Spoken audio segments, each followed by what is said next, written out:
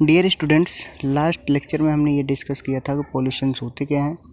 5th unit start हो गई थी हमारी, और पॉल्यूशन कितने टाइप्स के होते हैं। अब जो हमारे पास आज का जो टॉपिक है वो है हमारे पास इन्वायरमेंटल एक्ट एंड रेगुलेशन।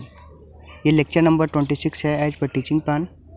अब जो हमारे पास इन्वायरमेंटल एक्ट होते क्या हैं या इनके जो रेगुलेशंस होते हैं इनके बीच में जो तो वो किस लिए बनाए गए थे। तो सबसे पहली जो बात आती है कि हमारे पास जो इन्वायरमेंटल था, जो लास्ट क्लास में डिस्कस किए थे कि जो अर्थ के आसपास का जो हमारे पास सराउंडिंग एरिया होता है उसको हम क्या बोलते हैं, इन्वायरमेंट बोलते हैं।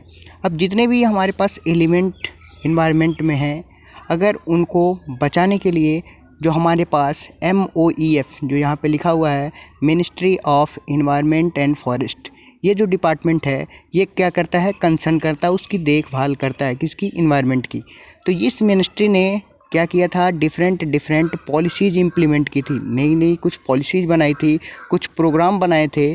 किसके लिए कि जो हमारे पास इन्वायरमेंट है उसको कंजर्व किया जा सके, उसको बचा जा सके। इसके लिए अब उसमें जो हमारे पास कंजर्वेशन में हमारे पास डिफरेंट टाइप के बायोडाइवर्सिटीज़ होंगे, फॉरेस्ट होंगे या डिफरेंट टाइप के पॉल्यूशंस होंगे। उन सब पॉल्यूशन से हम इन्वायरमेंट को कैसे बचा पाएंगे, इसके लिए जो हमारे पास MOEF ministry of environment and forest जो मिनिस्ट्री है, इन्होंने क्या किया था, कुछ पॉलिसीज़ बनाई थी। उसी पॉलिसीज़ को जब पॉलिसीज़ पे प्रेसिडेंट के साइन हो जाते हैं, अगर पॉलिसी पे प्रेसिडेंट के साइन नहीं है तब तक वो बिल कहलाता है, लेकिन जैसे ही पॉलिसी पे साइन हो गई प्रेसिडेंट के, बिल पास हो गया तो उसको एक्ट बोल दिया जाता है। तो ये बेसिक डिफरेंस होता है बिल और एक्ट में। तो हम अभी बात करेंगे एक्ट जो कि कानून बन चुके हैं। तो सबसे पहला जो हमारे पास डिफरेंट पार्लियामेंट में आया था 1974 में इन्वायरमेंटल के रिगार्डिंग, वो हमारे पास था वाटर एक्ट। अब उस वाटर एक्ट के रिगार्डिंग क्या था कि जो हमारे पास लेजिस्लेशन थी उसने क्या किया था, उन्होंने एक्ट को पास किया था। अब इसके बेसिस पे जो हमें पढ़ना है इंडिया में कि यहाँ पे बहुत सारे लॉ हैं, बहुत सारे एक्ट हैं, लेकिन हमें जो कंसर्न पढ़ने हमारे पास total as per syllabus 6 act हैं। इसी 6 को हमें पढ़ना है, इसी 6 को हमें पढ़ना है। अब इसमें कौन कौन से हैं, तो हमारे पास जो 6 लॉ हैं, 6 जो एक्ट हैं, इसमें पहला एक्ट है वाइल्ड लाइफ प्रोटेक्शन एक्ट। ये हमारे पास 1972 में बना था। सेकेंड था जो हमारे पास है वाटर एक्ट। अब ये वाटर एक्ट 1974। नेक्स्ट है हमारे पास थर्ड फॉरेस्ट एक्ट, फोर्थ है एयर एक्ट, फिफ्थ है इन्वायरमेंटल प्रोटेक्शन एक्ट। यहाँ पे एक 1986 होगा, 1986, एंड लास्ट है हमारे पास मोटर व्हीकल एक्ट। तो ये हमारे पास डिफरेंट 6 एक्ट हैं जिनके बारे में हमें क्या करनी है, डिटेल स्टडी करनी है। तो हम एक एक करके इन सारी चीज़ों को पढ़ते हैं। अब पहले एक्ट के बारे में हम बात करें तो पहला एक्ट है हमारे पास वाइल्ड लाइफ प्रोटेक्शन एक्ट। ये कब बना था, ये 1972 में इसको पास किया गया था। अब ये जो एक्ट होता है वाइल्ड लाइफ प्रोटेक्शन, तो इसमें दिख रहा है कि हमें किसके बारे में है, ये वाइल्ड लाइफ के बारे में। अब ये जो प्रोटेक्शन बने हैं, ऐसा नहीं है कि जो हमारे पास मोटर व्हीकल है ये वाटर के बारे में काम करेगा या एयर के बारे में। जो एक्ट जिसके लिए बना है सिर्फ और सिर्फ उसी के लिए क्या होगा, फॉलो होगा। तो ये एक्ट क्या है, मेनली कंसर्न है किसके लिए, वाइल्ड लाइफ एनिमल्स के लिए। अब उस वाइल्ड लाइफ एनिमल्स में भी कौन से एनिमल्स, जो हमारे पास क्या है, इंडेंजर्ड हैं, जो हमारे पास विलुप्त प्रजातियां हैं, इंडेंजर्ड स्पीसीज़ हैं, उन्हीं के बारे में है।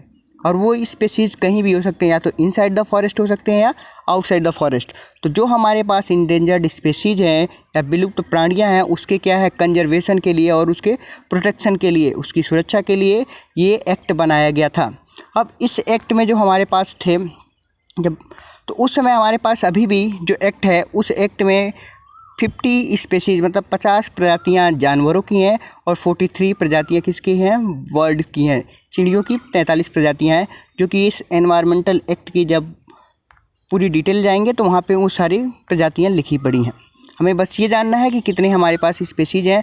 तो 50 स्पेसीज़ एनिमल्स के हैं, 43 बर्ड्स के हैं। अब बात करते हैं हम सेकेंड एक्ट के बारे में। सेकेंड जो हमारे पास एक्ट है वो है वाटर एक्ट।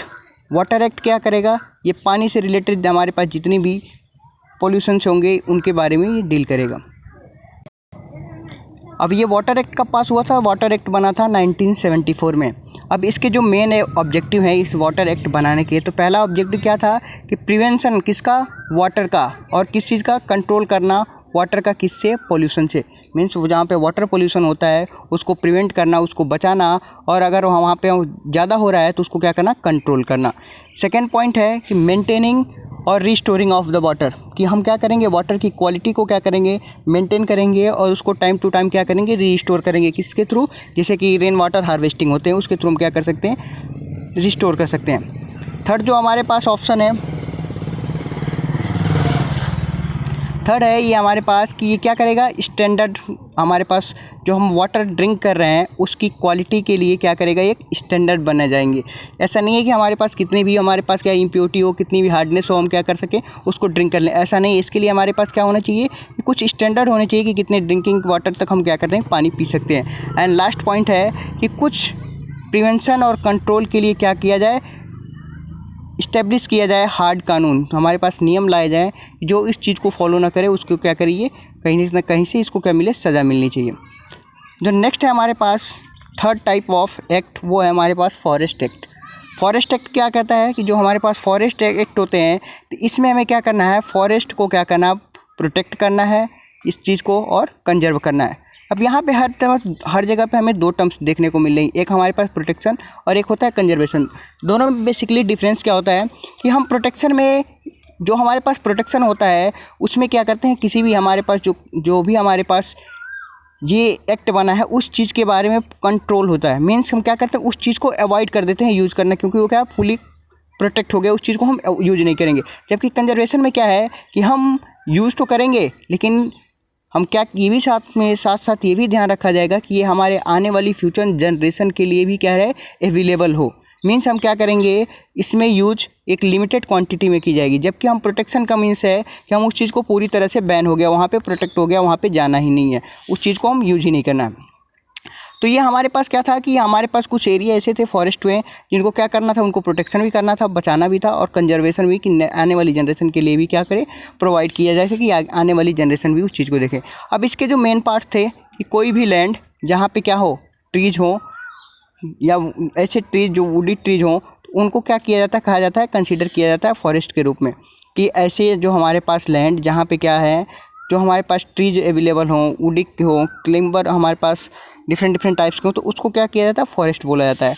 अब जो हमारे पास फॉरेस्ट एरिया है उसमें क्या है कि अगर उस फॉरेस्ट एरिया को कोई डिस्ट्रॉय कर रहा है तो उसको क्या होना चाहिए, पनिशबल एक्ट के थ्रू क्या होता है, पनिशबल मीन्स वो क्या होता है कि अगर हमारे पास किसी एरिया को, फॉरेस्ट एरिया को क्या रहा है, कोई डिस्ट्रॉय कर रहा है, तो उसके ऊपर क्या होता है, कुछ पनिशबल चार्जेज भी हैं। नेक्स्ट हमारे पास है एयर एक्ट। ये कब पास हुआ था, 1981 में। जो एयर एक्ट पास हुआ था 1981 में। अब ये एयर एक्ट बनाने का रीज़न क्या था, जैसे आजकल जो दिल्ली की सिचुएशन आ जा रही है, जैसे दिवाली के समय में क्या हो रहा है कि वहाँ पे जो पर्टिकुलेट मैटर थे, जो हमारे पास PM 2.5 या PM 10 है, उसके चलते क्या हो रहा है कि धुंध बढ़ जा रही है और पॉल्यूशन बढ़ रहा है। तो एयर एक्ट बनाने का यही रीज़न था। पहला क्या है कि इसको प्रिवेंशन करना, किस चीज़ के लिए, कि हम एयर को प्रिवेंट कर रहे हैं, कंट्रोल कर एयर पोल्यूशन को हम क्या कर रहे हैं, प्रिवेंट कर रहे हैं, कंट्रोल कर रहे हैं।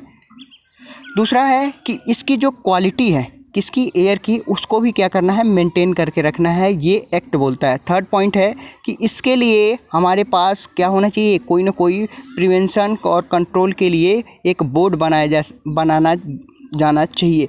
तो वो बाद में जाके क्या हुआ, एक नया बोर्ड इस्टेब्लिश हुआ था। जब एक्ट बना था उसके बाद इसके लिए स्पेशली एक बोर्ड बना था जिसको हम पोल्यूशन बोर्ड बोलते हैं। जो नेक्स्ट टाइप हमारे पास है एक्ट, वो है हमारे पास इन्वायरमेंटल प्रोटेक्शन एक्ट। कब बना था, 1986 में। सेम चीज़ें, इसके लिए क्या था कि जितने भी हमारे पास इन्वायरमेंट है उसके क्या करें, प्रोटेक्शन करना है और उसमें इम्प्रूवमेंट भी करना है। नेक्स्ट पॉइंट है, इसमें क्या करना है कि हमारे पास जितने भी हजार्डस हैं, जो लिविंग ऑर्गेनिज्म हैं, उनके जो हजार्ड होंगे, जो आपदाएं होंगी, उससे क्या करना है, लिविंग ऑर्गेनिज्म को प्रिवेंट करना है, बचाना है। नेक्स्ट पॉइंट है कि जो हमारे पास इन्वायरमेंट है, इन्वायरमेंट में हमारे पास क्या होंगे, आगे हम पढ़ेंगे कि यहाँ पे हमारे पास क्या होते हैं कि जो इन्वायरमेंट में दो तरह के कंपोनेंट होते हैं। एक हमारे पास होते हैं लिविंग कंपोनेंट और एक हमारे पास होते हैं नॉन लिविंग। लिविंग को हम क्या बोलते हैं, और नॉन लिविंग, दो तरह के कंपोनेंट होते हैं, एक होता है बायोटिक, एक होता है एबायोटिक। तो जो हमारे पास लिविंग कंपोनेंट है और नॉन लिविंग कंपोनेंट है, लिविंग कंपोनेंट में कैसे हो गए, जैसे ह्यूमंस हो गए, एनिमल्स हो गए। नॉन लिविंग कंपोनेंट में क्या हो गया, जैसे हमारे पास एटमॉस्फेयर में जितनी भी गैसेज हैं या फिर हमारे पास टेम्परेचर है या सनलाइट है, तो इन दोनों के बीच में क्या, जो हमारे पास इन्वायरमेंट प्रोटेक्शन एक्ट ये बोलता है, इन दोनों के बीच में जो हमारे पास प्रॉपर रिलेशनशिप बनी होनी चाहिए, क्योंकि अगर ये रिलेशनशिप या चेन ब्रेक हुई तो हमारे पूरा का पूरा इन्वायरमेंट क्या हो जाएगा, डिस्ट्रॉय हो जाएगा। और जो हमारे पास लास्ट एक्ट है जिसके बारे में हम आज डिस्कशन करेंगे, वो है हमारे पास motor vehicle act. Motor vehicle act कब पास हुआ था, 1988 में। अब इसके भी डिफरेंट हमारे पास क्या थे, कुछ ना कुछ हमारे फैक्टर्स होंगे। तो इसके जो ऑब्जेक्टिव थे वो हमारा ये था कि जो हमारे पास यहाँ पे जो मोटर व्हीकल हैं, जो मोटर्स चल रहे हैं, उसकी जो क्वांटिटी है उसको क्या किया जा सके, रिड्यूस किया जा सके। अब इसके लिए भी अलग अलग पॉइंट आए थे।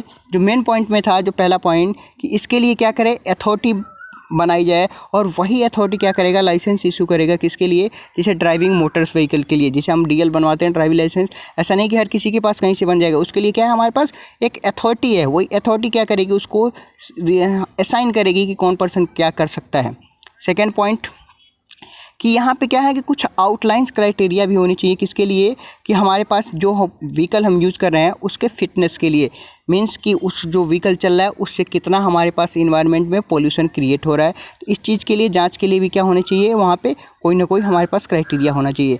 एंड जो लास्ट पॉइंट है कि अगर हमारे पास कोई ट्रांसपोर्ट व्हीकल है तो उसको परमिट बनाया जाए कि कहाँ से कहाँ तक वो मूव करेगा और कहाँ से कहाँ तक वो मूव नहीं करेगा। तो ये हमारे पास आज का टॉपिक था, जो लेक्चर नंबर 26 के अकॉर्डिंग था।